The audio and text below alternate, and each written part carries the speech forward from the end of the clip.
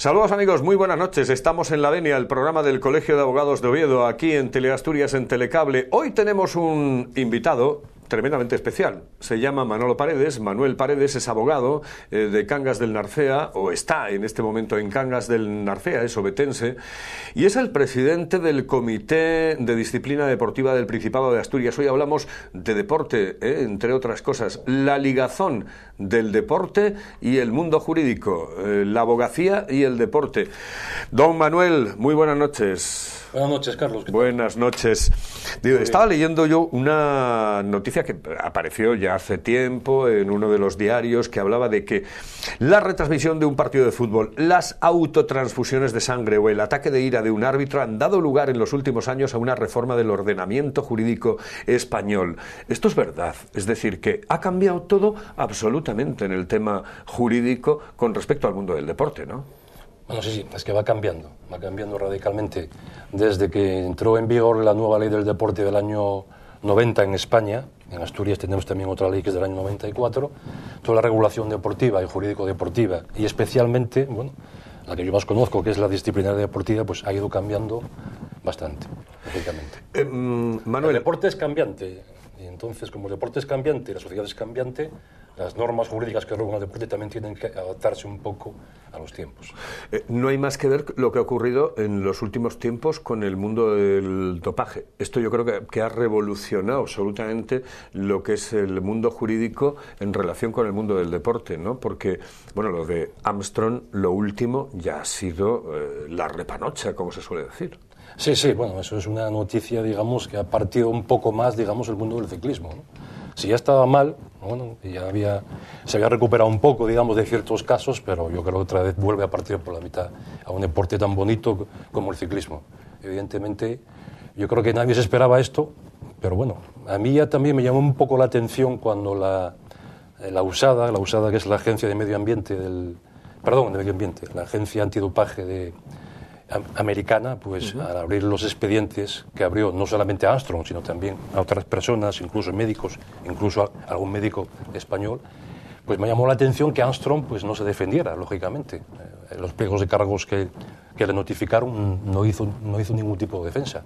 Eso a mí ya me llamó la atención, ¿no? Porque bueno, si realmente no tienes nada que ocultar, lo lógico es que te defiendas. Pero bueno, al final todo ya vemos cómo acabó. Al final acabó confesando. ¿Cuáles son, Manuel, los casos más comunes que tenemos en Asturias, por ejemplo, en relación con la disciplina deportiva? ¿Cuáles son los casos más comunes? Bueno, mira, nosotros somos el Comité Asturiano de Disciplina Deportiva. Somos el órgano supremo en materia de disciplina deportiva. Es decir, que primero tiene que dictar una resolución en los comités de las federaciones deportivas. El Comité de Competición de Fútbol, baloncesto, balonmano. Esas federaciones pueden tener también comités de apelación. Entonces, esas resoluciones pueden ser recurridas ante los comités de apelación. Y luego, si el comité de apelación mantiene o quita la sanción, puede ser recurrida ante nosotros. Somos, digamos, el órgano supremo. Y nosotros conocemos de todos los deportes. Es decir, no solamente el mundo del fútbol, sino también tenis, baloncesto, balonmano, bolos. Conocemos de todos los deportes que hay federados en Asturias. Quizá el mayor número de casos que podíamos llevar, aunque ahora hay bastantes menos, o era de fútbol, porque es donde hay más licencias deportivas, más clubes, digamos, y más partidos. Pero también hemos tenido casos, bueno, de tenis, fútbol, baloncesto, balonmano, muchos de rugby, patinaje, etcétera, etcétera, etcétera. ¿Y los casos que más se dan, a qué se refieren? ¿A comportamientos, por ejemplo, de directivos? Comportamientos, yo creo que los que más se dan son las de sanciones de jugadores en el campo, infracciones de las reglas de juego. Insultos al árbitro, expulsiones dentro del terreno del juego, esos son los que realmente más se dan. Ahora tenemos de todo tipo, tenemos casos de todo tipo. Incluso tenemos casos de federaciones un tanto atípicas que son deportivas, como por ejemplo, yo hace años tuve 2 casos de la Federación de Colombofilia. La colombofilia es el deporte de las palomas. Y fueron 2 casos que a mí me trajeron de cabeza, realmente, aunque luego se resolvieron bien, pero fueron 2 casos importantes y muy difíciles de tratar y de estudiar. Pero en general la gente recurre a las sanciones a directivos, entrenadores y jugadores. Manuel, ¿alguien puede pensar que lo que es la disciplina deportiva, lo que es el mundo deportivo con el mundo jurídico no tiene absolutamente nada que ver, porque unos tienen unos organismos y otros tienen otros organismos? ¿Qué relación hay entre el mundo jurídico y el mundo del deporte? Bueno, es total porque el deporte se regula a través de normas. Entonces, como las normas hay que cumplirlas, entonces ahí entra, digamos, el mundo jurídico y el mundo del derecho. El régimen sancionador, cuáles son las infracciones graves, leves, qué sanciones se aplican. Es decir, el deporte conlleva no solamente una competición dentro del campo, sino también fuera del campo. Y como el deporte tiene una serie de reglas y una serie de normas escritas, hay que intentar que el deporte sea limpio y se compita en función de esas normas. Y ahí entra el mundo del derecho. Si se aplica mal, si se aplica bien, qué sanciones hay que imponer, si la sanción es excesiva, si no es excesiva, etcétera. Entonces, lógicamente, es importantísimo también que las personas que sancionen estas conductas sean, bueno, un poco conocedoras también del mundo del derecho. Se está popularizando la conducta de que alguien que no esté de acuerdo con una sanción deportiva recurra a los tribunales ordinarios de justicia. Sí. Se puede acudir, lógicamente, a los tribunales de justicia ordinarios. Aunque en la gran mayoría de los deportes, aunque hay un deporte que yo creo que todos conocemos que lo prohíbe la FIFA, que es el fútbol, ¿no? La FIFA, creo que es el artículo 64 de los estatutos de la FIFA, prohíben a los deportistas incluso acudir a los tribunales ordinarios porque entienden que las sanciones o las resoluciones tienen que quedar dentro del ordenamiento deportivo, y prohíben acudir el mundo del fútbol, la FIFA, a los tribunales ordinarios. Y ha habido casos en que así todo se ha acudido, ¿no? Pues no sé, que pueda recordar alguno. Yo creo que hace unos años, en el año 97, 98, el Deportivo La Coruña se le cerró el campo porque lanzó un espectador una moneda y el Deportivo recurrió a la justicia ordinaria, pidió la suspensión de esa sanción, y luego el presidente de La Coruña parece que lo inhabilitó a la FIFA 18 meses de sanción por acudir a la vía ordinaria. ¿Chocan los dos ordenamientos jurídicos, el de la justicia ordinaria y el deportivo? No chocan porque lo que hace la justicia ordinaria es aplicar también la norma deportiva. Lo que pasa es que a lo mejor la justicia o el juez tiene una interpretación a lo mejor diferente al tribunal deportivo, pero aplica la misma normativa. Caso muy reciente, por ejemplo, muy reciente, en materia de dopaje, el caso de Roberto Heras, que en el año 2005 fue sancionado, le quitaron la Vuelta a España y él recurrió a la justicia ordinaria y ganó. La Audiencia Nacional le ha dado la razón y ahora recientemente el Tribunal Supremo también le ha dado la razón. Es decir, que no le pueden quitar esa victoria. Y acudió también a la justicia ordinaria. ¿Un presidente de un comité de disciplina deportiva es, en definitiva, prácticamente un juez? Sí. Nosotros somos jueces, a fin de cuentas. Somos 5 miembros y somos jueces. Tenemos que estudiar un asunto, dictar una resolución. Llámese resolución, llamamos resolución por no llamarlo sentencia. Dictamos una resolución con hechos y fundamentos de derecho, una resolución que tiene que estar fundamentada, bien estudiada y bien preparada, porque puede ser objeto de recurso. Y si lo que estamos intentando hacer o buscar o impartir es justicia deportiva, que es lo que busca la gente, la justicia, que también existe en el ámbito deportivo, nosotros tenemos que dictar una resolución lo más acorde o lo más cercana a la justicia deportiva, lógicamente. ¿Podemos decir que por encima del árbitro el principal responsable de todo eres tú, en Asturias?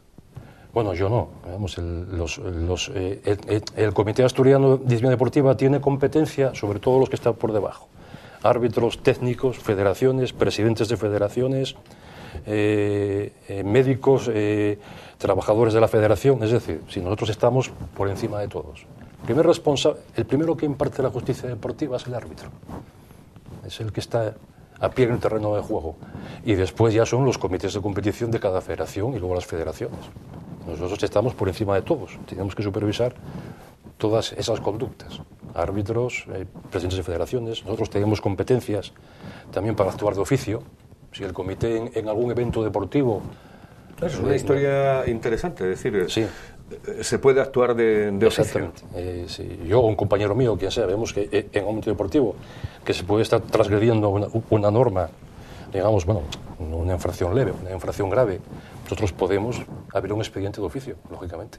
¿Se hace habitualmente? No, hasta ahora no hemos hecho ninguno. Y nosotros también podemos abrir expedientes a instancia de la Dirección General de Deportes. Por ejemplo, la Dirección General de Deportes recibe una denuncia sobre un comportamiento disciplinario deportivo a través de que puede remitir un club deportivo, un jugador, un presidente, un directivo, y el Director General de Deportes nos la envía a nosotros a ver si esa conducta o esa denuncia, digamos, es susceptible de poder ser regulada a través de un expediente disciplinario. Podemos abrirlo o no podemos abrirlo después de haber estudiado el caso.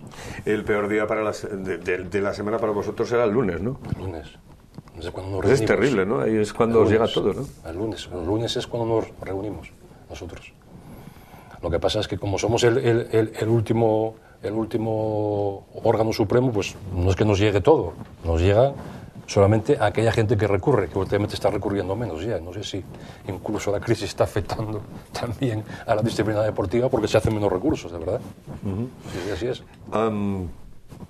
La gente confía, los clubes confían en la disciplina, en la justicia deportiva, porque sí. Claro, si hablas con los ciudadanos, dice, bueno, pues mira, no confiamos en la justicia de este país, puedes hacer una encuesta y hay muchísima gente pues que a lo mejor pues dice, pues no confío. ¿Confían los clubes y confían los deportistas en la justicia deportiva? Yo creo que sí, yo creo que los clubes confían en ella. Y la justicia deportiva yo creo que existe y los deportistas también. Otra cosa es que a veces pues, no estén de acuerdo con una resolución que les afecte. Quizá a lo mejor porque, especialmente en el mundo profesional, yo no te digo ya en el mundo aficionado, pero claro, si un jugador de una categoría especial, como pueda ser Messi o Ronaldo, pues claro, pierdes a ese jugador por una sanción y cuando te enfrentas al eterno rival el domingo siguiente, lógicamente ya verás. Vemos, de hecho, en los periódicos deportivos la crítica de esa resolución, ¿no? Pero no porque sea injusta, a lo mejor, sino porque pierdes a ese jugador para el partido siguiente, ¿no? Puede ser. O porque comparado a lo mejor con otra jugada que se dio en otro partido del eterno rival, sin embargo al otro no lo suspendieron y a mí me suspenden, ¿no? Es el famoso agravio comparativo entre clubes. Pero yo creo que eso no es así. Yo creo que cada jugada o cada lance del juego hay que interpretarlo como bien, son todos diferentes, ¿no? Supongo que cuando uno hace un recurso a una sanción deportiva en un momento determinado, pues aporta muchísimas pruebas, ¿no? El tema de los vídeos, esto sí que es polémico, ¿no? Es llamativo y polémico el tema de los vídeos, es llamativo y polémico. La FIFA y la UEFA siempre fueron... ¿Cuál es tu opinión? Mira, mi opinión es una opinión dual, porque realmente el vídeo y muchos abogados que se dedican también a defender clubes de gran calado, ¿no? Como el Valencia, el Real Madrid y tal, en Europa, pues lógicamente la prueba fundamental del país es el vídeo, ¿no? Es el vídeo porque es el que aglutina un poco la prueba directa de lo que pasó. Lo que pasa, claro, el vídeo también anula un poco, digamos, el acta arbitral, que el acta arbitral en la legislación española es el medio necesario de prueba. Casi lo que va, dice el árbitro, casi va a misa, salvo que demuestres lo contrario. Entonces, claro, para demostrar lo contrario es el vídeo. Yo creo que realmente está bien, ¿no? Y sí, porque los árbitros también se pueden equivocar. Los árbitros no son dioses, entonces si realmente se aprecia un error grave de un árbitro que puede conllevar una sanción importante para un club o para un deportista, vale la pena pues, admitir un medio de prueba como el vídeo. Y llamo el vídeo como puede ser otro vídeo, ¿no? Otra prueba, perdón, cualquiera. Una prueba testifical, la prueba documental, la que sea. Aunque no es lo mismo, además. Nosotros en el comité ya hemos admitido vídeos y ya hemos visto vídeos para resolver, digamos, situaciones incluso de resultados finales. Claro, lo que pasa, Manuel, que no es lo mismo, por ejemplo, un partido que está seguido por no sé cuántas cámaras que un partido, por ejemplo, de regionales o de infantiles, etcétera, etcétera, que ya eso es otra historia completamente distinta, pero claro, no es lo mismo analizar un partido de primera división, hablando de fútbol, o de baloncesto, o de balonmano, que analizar un vídeo que te manda pues una persona que en un momento determinado estaba en la cancha. Sí, estoy de acuerdo. Nosotros hemos admitido vídeos de aficionados, porque somos muy proclives a facilitar la prueba. Nosotros no somos muy formalistas. Queremos hacer justicia deportiva con todas las pruebas. Y que si un club, entendemos aficionado, pues no tiene muchos medios para poder defenderse, lógicamente, ¿no? Porque no son conscientes, digamos, de la facilidad de hacer el recurso, no están metidos en el mundo del derecho para hacer un recurso. Entonces, oye, te mandan el vídeo ya grabado, a lo mejor por un familiar, a ver si nos ayuda. Entonces, lo admitimos perfectamente. Si el vídeo vemos que está realmente bien grabado, que no está cortado y que es factible y nos puede apoyar, lo admitimos y a lo mejor lo tenemos en cuenta en la resolución. Siempre lo vemos, ¿eh? Pero si vemos que el vídeo no ayuda, pues no lo tenemos en cuenta en la resolución. No hacemos mención a él, ¿eh? Pero nosotros hemos tenido casos de utilizar vídeos que nos han venido bien y otros que no nos han venido bien. Yo me acuerdo un caso, por ejemplo, de natación, donde hubo un error de que el juez de la prueba, y además aquí la ganadora se jugaba un campeonato de Asturias, pues había ganado por una calle concreta y el juez la descalificó, dándole la victoria a otra, y es que el juez se equivocó.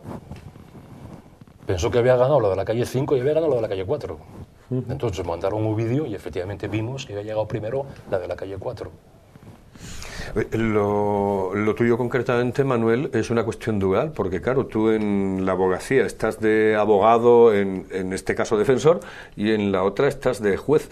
Sí. ¿Se compatibilizan las dos cosas? Sí, perfectamente, porque nosotros, a pesar de ser yo abogado, somos todos abogados los que estamos. Entonces nuestra mentalidad de abogados también la aplicamos al comité. Por eso facilitamos siempre a la gente que nos aporte pruebas, es decir, facilitamos la tutela, que la gente aporte pruebas y que se defienda bien, no coartamos la libertad de las pruebas, no echamos pruebas fuera, somos bastante proclives, digamos, a admitir todo tipo de pruebas porque somos abogados. Y yo creo que es bueno, porque eso va en función, es bueno para el que recurre realmente. Sí, pero sin embargo, en tu caso concreto, tú supongo que tendrás que haber luchado con compañeros tuyos, vamos, compañeros de profesión, compañeros tuyos, posiblemente no los conozcas directamente, pero vamos, que son compañeros de profesión, abogados, que estaban defendiendo la postura contraria. Sí. Claro, no es lo mismo ser abogado que ser juez, en este caso concreto. ¿Cómo te encontraste en ese... No, pero es compatible. Casi contrasentido, ¿no? Sí, no, es decir, sí. Abogado, juez, abogado. Es compatible. Yo te digo, vamos, que yo me meto en ese campo y utilizo, digamos, mi mentalidad de abogado para ser juez, y que yo puedo impartir justicia igual, realmente, sí, perfectamente. Se me ocurre otra historia y a mí me da la sensación de que poco a poco se está popularizando más. Recurrir a la justicia ordinaria para defender un tema deportivo. Sí, se puede hacer. ¿Y se hace? Aquí en España, bueno, yo creo que ya lo comentamos antes, ¿no? El tema del fútbol, pero el tema del fútbol es una historia y sí. El resto de los deportes son otra, claro. Sí. Vamos a ver, tú estás juzgando única y exclusivamente el fútbol, no, tú estás jugando todos los deportes que se dan. El fútbol, la FIFA te impide acudir a la justicia ordinaria. Bueno, te impide... Bien, te impide, pero bueno, después tú incluso puedes recurrir, podrías recurrir el impedimento que te hace la FIFA para recurrir a su vez a la justicia ordinaria. Es decir, sí, pero ese impedimento tienes que recurrirlo ante la propia FIFA también. Está cerrado por todos lados. La FIFA te cierra por todos lados en el mundo del fútbol. En otros deportes no. En otros deportes sí hay posibilidades también de acudir a la vía ordinaria. Eso es cierto, baloncesto, balonmano, ciclismo, de hecho, especialmente en temas de dopaje. Hay, por ejemplo, otro caso que yo recuerde ahora, vamos a ver, un caso de alineación indebida en un partido Hércules-Cádiz de hace unos años, de 2008, donde el Cádiz denunciaba una alineación indebida de un jugador del Hércules, precisamente en uno de los últimos partidos de Liga, ascenso-descenso. Eso el Cádiz acudió a la justicia ordinaria también. Y ahí también le pegaron un palo después, porque la FIFA tampoco se lo permitió y tuvo que quitar el recurso. La FIFA, Carlos, tiene mucho poder. No, pero lo que me refiero, Manuel, es que en un momento determinado ya a las malas, el propio club puede recurrir la falta de recurso que tiene ante un organismo ordinario. Entonces, como le den la razón, se acabó. No, pero absolutamente. ¿Y si luego la FIFA te sanciona? Es que la FIFA, ya, pero el problema es que los organismos ordinarios tendrían que sancionar a la FIFA. La FIFA te puede llegar a quitar de competir. O sea, te puede, como sanción, si eres reincidente, te puede decir, bueno, usted no compite más en España o en el país donde está compitiendo. Y se acabó. Y la FIFA dice, si tú quieres jugar torneos FIFA, mis torneos tienes que someterte a mis normas. Si no los juegues, porque la FIFA es una asociación privada, no es pública. Entonces, sí, bueno, en otros deportes sí, en otros deportes. Bueno, hay historias, hay precedentes, antecedentes de toda esta historia que dicen que los organismos ordinarios han influido mucho en el deporte. El caso Bosman, por ejemplo. Sí. Y eso ha sido un precedente absoluto. Sí, pero pero el caso Bosman no es un tema disciplinario deportivo. El tema de justicia deportiva, ¿no? Porque, claro, que yo no me pueda marchar de un equipo por tal o cual historia. El caso Bosman era un tema, digamos, ya, yo creo que más de problema de libertad de contratación, digamos, entre los países de la Unión Europea, de pasar de un país a otro y poder transferirme y tener una licencia y no sujetarme, digamos, a jugar, digamos, en un país determinado. Eso es que afectaba, digamos, a todos los deportistas, ¿no? Es una cuestión más bien socioeconómica o de libertad de transferencia de jugador. Tema complejo el caso Bosman. Pero en temas deportivos disciplinarios, la FIFA te lo impide. En otros deportes no, puedes acudir. Bueno, me encanta el tema de hoy, aquí en La Venia, porque estamos hablando de deporte y esto siempre es bonito en el programa del Colegio de Abogados de Oviedo. Vamos con un par de consejos, volvemos enseguida con Manuel Paredes, que es el presidente del Comité de Disciplina Deportiva del Principado de Asturias, hablando de deporte y hablando de la relación del deporte con el mundo jurídico. Volvemos en un instante.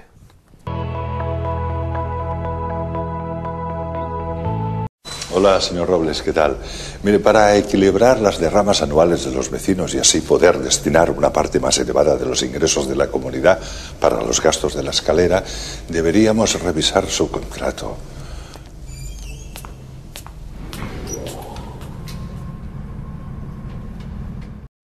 A causa de la incorporación al accionariado por parte de una multinacional y dada la curva económica que describe nuestra empresa, el Departamento de Recursos Humanos se ve en la obligación de reajustar la plantilla.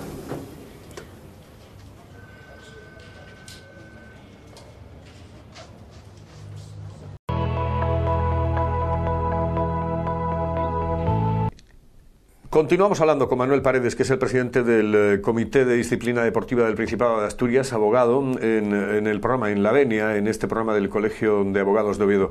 Responsabilidades civiles, penales en el mundo del deporte, ¿existen? Sí, existen. Y hay muchos. Lo que pasa es que la gente, la gente que no está metida en ello, pues no lo sabe, pero bueno, hay muchas sentencias de tribunales civiles y penales y audiencias. ¿Sí? Sí, todos los días hay sentencias cuya base... Que lo que pasa en el campo no se queda en el campo. No se queda en el campo. En muchos casos no. Pero me estás hablando de muchos casos. Muchos casos, sí, muchos casos, muchos partidos. No digo ya de los que conocemos de primera y segunda división, ¿no? Partidos aficionados en toda España, que hay miles de partidos en toda España de aficionados, Hay miles de partidos todos los fines de semana y ahí se producen miles de situaciones. Es decir, por ejemplo, que llegan a los tribunales. Se me ocurre, Manuel, una agresión a un árbitro que comporte lesiones, etcétera, etcétera, acaba en los tribunales ordinarios con responsabilidades penales. Exactamente. Es el ejemplo que yo te iba a poner. Exactamente. Es decir, un jugador le pega un puñetazo a un árbitro, le parte la nariz con una serie de lesiones, eso tiene un componente también disciplinado deportivo, pero si el árbitro puede acudir a la Guardia Civil o al juzgado a hacer una denuncia, estaríamos ante un delito o falta de lesiones y se produce un hecho penal y se juzga. En ese momento, el ente deportivo que esté conociendo de ese hecho tiene que paralizarlo hasta que haya sentencia en el juzgado. Y ese jugador puede ser condenado a una pena de multa o a una pena. Incluso a indemnizar al árbitro por los días de baja. De situaciones muchísimas, todos los días. Sí. En juzgados de España. Puñetazos, lesiones importantes, ¿no? A lo mejor un árbitro aguanta una lesión leve. Pues claro, hay muchos, y te pegan y te parten la nariz, o te parten los dientes, o lo que sea también. O tumultos de público, por ejemplo. Gente que le pega al público. Gente que sale al campo y pega a los jugadores. Un jugador puede recibir una agresión de un espectador. Un jugador que pega a un espectador. Tenemos casos claros. El caso de Eric Cantona, por ejemplo. ¿Te acuerdas de Eric Cantona? Sí. Eric Cantona, recordarás que le pegó una patada tipo karate a un espectador. Sí. Bueno, que no solamente le cayeron no sé cuántos meses de sanción deportivamente, pero luego fue a juicio. Bueno, mira, ayer un jugador ayer o antes de ayer, creo que antes de ayer un jugador del Chelsea le metió una patada increíble a un recoge pelotas. Salió hoy, yo creo que salió hoy en la prensa. ¿Y conoces sentencias que hayan dado con los huesos en la cárcel de alguno? No, porque estamos hablando, digamos, ante hechos que como mucho pueden ser considerados como falta de lesiones. Entonces la falta de lesiones pues no conlleva una pena de cárcel. Lo máximo son falta de lesiones. Delito de lesiones hay pocos. Y aunque fuera delito de lesiones, bueno, como para evitar la cárcel, es fácil, porque tienen que condenarte a menos de 2 años de cárcel. Pero faltas de lesiones, por vía penal, muchísimas, ya te digo. Agresiones, todas las que quieras. Siempre que sean agresiones, bueno, importantes. Lo que sí puede acabar... Posibilidades penales. Claro. Sí. Cantona fue condenado también en vía penal. Sí, sí. Claro. Lo que sí puede acabar en la cárcel es un tipo que se dopa. En la cárcel, no. Tampoco. Ha habido una modificación ahora del Código Penal y se ha metido la figura jurídica del dopaje. Pero no está penalizado doparte tú. El autoconsumo no está penalizado. Está penalizado el que distribuya, suministre, trafique, el que te ayude. A ti sí está penalizado desde el punto de vista penal. Pero si tú te dopas tú solo, eso no está penalizado penalmente. Está penalizado deportivamente. Te habrá un expediente disciplinario, te meterán una sanción disciplinaria, no podrás correr más, lo pasó a Contador u otros, pero penalmente no. El autoconsumo no está penalizado. Es raro, ¿no? Absolutamente raro, sí. Porque lo que se pretende es la protección de la salud del deportista. Sin embargo, si yo me dopo a mí mismo en el hotel antes de salir, no tengo ninguna sanción Pero penal. sí hay responsabilidades penales y además responsabilidades de cárcel o posibilidades de cárcel a aquellas personas que ayuden. Eso sí. O el entramado que se monta alrededor del médico, el directivo, deportista. el compañero, el médico directivo, el que trata, el que suministre, el que difunda, el que te dé, esos son los que entran dentro de la figura penal. Pero el autodoping en España no está penado. Sí creo que está penado el suministro, me parece que son de 6 meses a 4 años de cárcel. Creo que es a 4 o a 2 años de cárcel. Como también se introdujo la figura jurídica, ahora vía penal, que antes no existía, del posible arreglo de partidos. Antes, en España hay muy poco. ¿No? De hecho, mira lo que lleva el fútbol en España, no hay ningún club condenado. Qué raro, bueno, ¿no? Te voy a decir una cosa. Por un año de partidos. Hemos sabido, bueno, yo lo sé perfectamente, partidos que se han comprado, pero vamos, en muchísimos sitios sin ningún tipo de problema. Uno que lleva en el mundo del deporte muchísimos años sabe perfectamente que eso ha sucedido en muchísimos partidos en la Liga Española. ¿Eso ahora sí está tipificado? Sí, eso está tipificado ahora como por vía penal. Es decir, un árbitro, técnico, jugador, directivo que amañe un partido o intente alterar el resultado de un partido o competición del deporte que sea y se pruebe, eso tiene sanción de cárcel de 6 meses a 2 años, me parece. Sí, así es. Los problemas evidentemente van... Lo que pasa es que en España nadie quiere meterse con las posibles compras o ventas de partidos o amaños. Aquí, bueno, con admitir o pseudo-admitir o no admitir, bueno, es que yo admito las posibles ayudas por ganar, ¿no? Es decir, bueno, es que primar la victoria, digamos, no es estafar, no supone un amaño. Bueno, yo la verdad es que primarla, es una opinión absolutamente personal, yo creo que primar la victoria no es un amaño. Es algo raro, algo que no se debería de dar porque éticamente a lo mejor dentro del mundo del deporte no se debe de dar, pero, hombre, no es lo mismo dejarse perder que, yo creo que forzar a ganar, ¿no? O primar por ganar. Yo no estoy de acuerdo en eso. ¿No? Yo no admitiría tampoco esa figura. Yo creo que desnaturaliza la competición. ¿Y por qué? Las primas por ganar a terceros, ¿cuándo se dan? Nunca se dan al principio de temporada, se dan al final, ¿no? Pensemos en un equipo que esté preocupado por abajo de cierta importancia, un Atleti Madrid, que tenga dinero. y que se vea involucrado, digamos, con otros 3 o 4 equipos. Y que uno de ellos sea, por ejemplo, el Castellón. El Atlético de Madrid tiene tanta fuerza económica que puede primar a los otros 3. Sin embargo, el Castellón a lo mejor no tiene fuerza económica y no puede primar a nadie. Y yo creo que eso desnaturaliza la competición, la altera.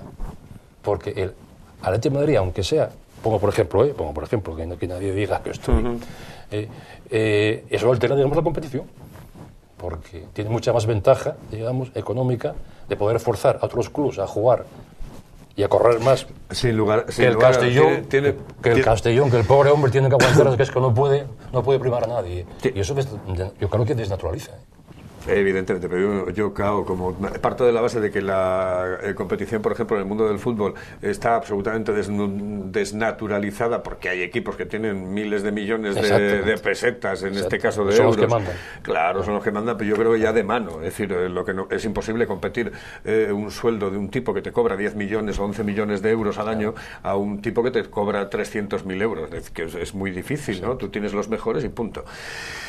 Yo hablaba del derecho deportivo.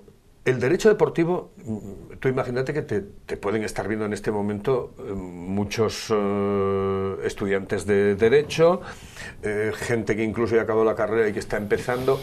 ¿Está en auge el derecho deportivo? ¿Tiene futuro el derecho deportivo, Manuel?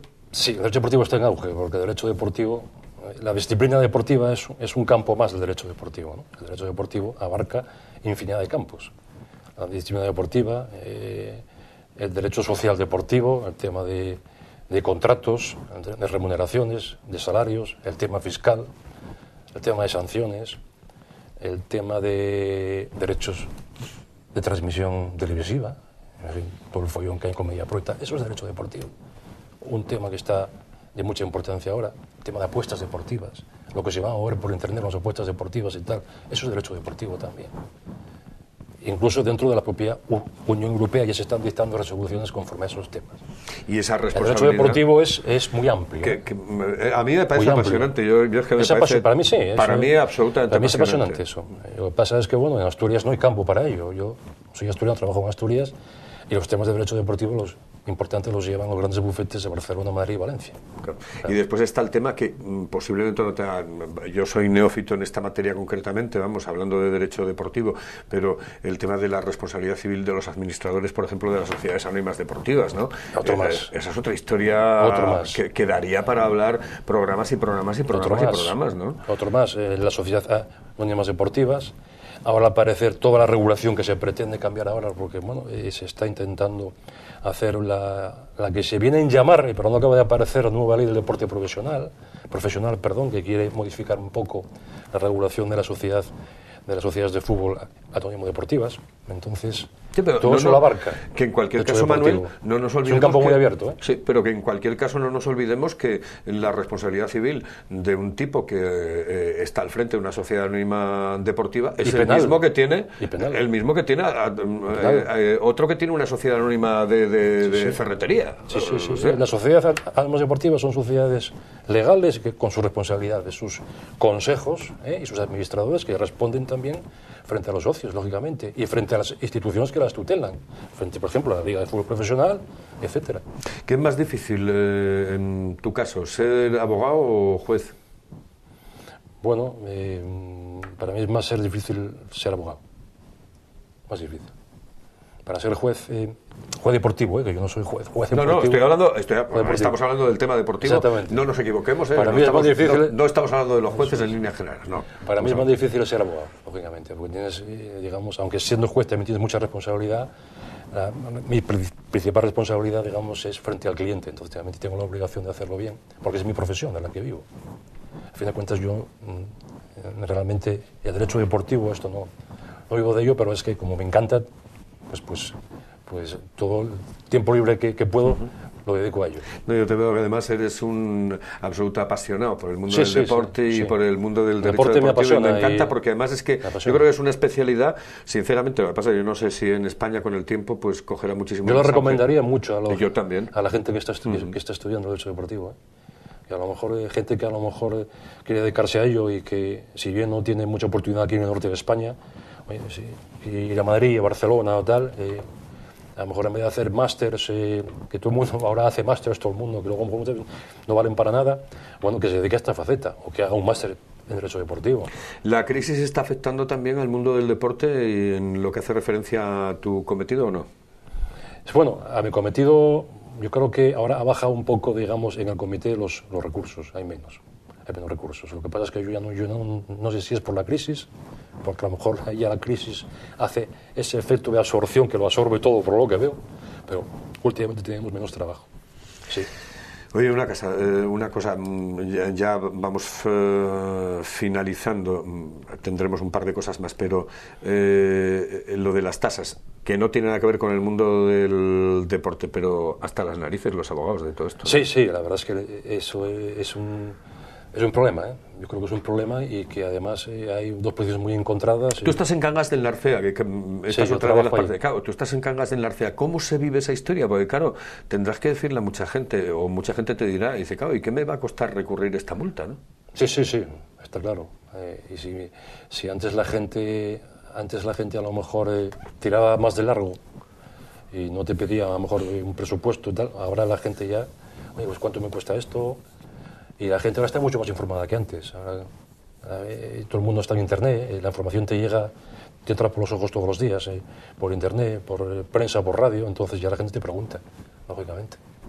Aparte de que nuestra obligación también es avisar, oye, este proyecto te cuesta tanto, este te cuesta tanto, estas tasas son tanto. Y yo creo que eso va a hacer que la gente se eche para atrás, lógicamente. Hay tasas realmente abusivas, ¿no? Totalmente, porque una apelación tengas que pagar 800 euros me parece absolutamente abusivo. Yo no sé por qué se legisla así. Yo no sé qué tiene el señor Gallardón contra los abogados. Ya, porque es que, bueno, pero es que además yo lo comentaba todos estos días atrás, es decir, es el único ministro del mundo que puede poner de acuerdo a fiscales, sí. A jueces, a abogados y al tipo que va y al encausado. Vamos, a todos, absolutamente todos, ¿no? Es verdad. Hombre, nadie discutiría las tasas si fueran más económicas, ¿no? Porque a lo mejor sí podríamos entender que hay que coadyuvar a la administración en ese gasto. Pero, claro, unas tasas de 800 euros, 500 euros para un trabajador que tenga que recurrir. Porque luego, esas tasas, ¿quién nos garantiza a nosotros que se van a aplicar para modernizar la justicia, por ejemplo? O para que la justicia sea más rápida, o para que tenga más medios materiales. ¿En qué se va a fundir ese dinero? Nadie lo va a controlar, nosotros no lo vamos a controlar, ni la persona que lo paga tampoco. Porque yo creo que la justicia, por desgracia, es uno de los elementos que menos medios materiales tiene en este país. Bueno, necesitaría muchos más medios materiales, más jueces, más secretarios, más salas de justicia, más programas informáticos, porque la informática que llega a todas las casas hoy en día no llega al trabajo del abogado. Yo no sé por qué no hay programas informáticos para facilitar el trabajo a los abogados y a los procuradores, por ejemplo. Últimamente hay más, pero así todos son muy lentos, muy pocos. No hablamos de derecho deportivo, no hablamos de deporte, no hablamos del Comité de Disciplina Deportiva del Principado de Asturias que preside Manuel Paredes. No, hablamos, por ejemplo, de cómo se ven las cosas desde el punto de vista de la abogacía. Este es un programa de abogados y que está íntimamente ligado con la ciudadanía. ¿Cómo se ven las cosas en Cangas y cómo se ven, por ejemplo, en capitales ya mayores, ¿no? Como Oviedo, Gijón? ¿Se ven distintas las cosas? Yo creo que sí. Desde el punto de vista de la abogacía, yo creo que sí. Yo creo que ahora los pueblos más pequeños, digamos, yo creo que tienen un poco más de aguante, un poco más de tirón que las capitales, por lo que yo estoy entendiendo, y por lo que yo voy conociendo. Porque yo, bueno, si tú eres un abogado conocido en un cierto pueblo, pues a lo mejor aguantas mejor el tirón. Porque a lo mejor, claro, en los pueblos también hay menos abogados que en las ciudades. La gente joven, Carlos, y ya lo comentábamos a la entrada antes, pues ya desde hace muchos años siempre quería abrir su despacho en las ciudades, dejaba los pueblos vacíos, y eso para mí es un error. Absoluto. Porque trabajo lo hay en todos lados, y en los pueblos también. Absoluto. Dice el Consejo General de la Abogacía de España que, y esta es una noticia que el otro día comentaba precisamente Gerardo de la Iglesia, que estuvo con nosotros en el programa, que el 40%, desgraciadamente, de los despachos de abogados en 2014 podrían cerrar. Pues es tremendo. Terrible, eso. es una noticia. Si es verdad, terrible, es tremendo. Terrible. Manuel, muchísimas gracias por estar con nosotros. Nada, Carlos, a ti por invitarme. Me ha encantado, y porque claro, temas de estos que te gusta tocar, ¿no?, del mundo del deporte. Muchísimas gracias por estar con nosotros y no será la última vez que estemos, ¿de acuerdo? Cuando quieras me llamas y aquí estoy contigo. Manuel, muchas gracias. A ti, me faltaría más. Señoras, señores, hemos estado hoy en La Venia, en el programa del Colegio de Abogados de Oviedo. Volvemos el próximo jueves a partir de las 9:10 de la noche en esta sintonía, en Telecable, en Teleasturias, en la TDT, hablándoles de abogacía y de ciudadanía, y hablando hoy de deporte dentro del mundo de la abogacía, del mundo jurídico. Buenas noches y hasta el próximo jueves.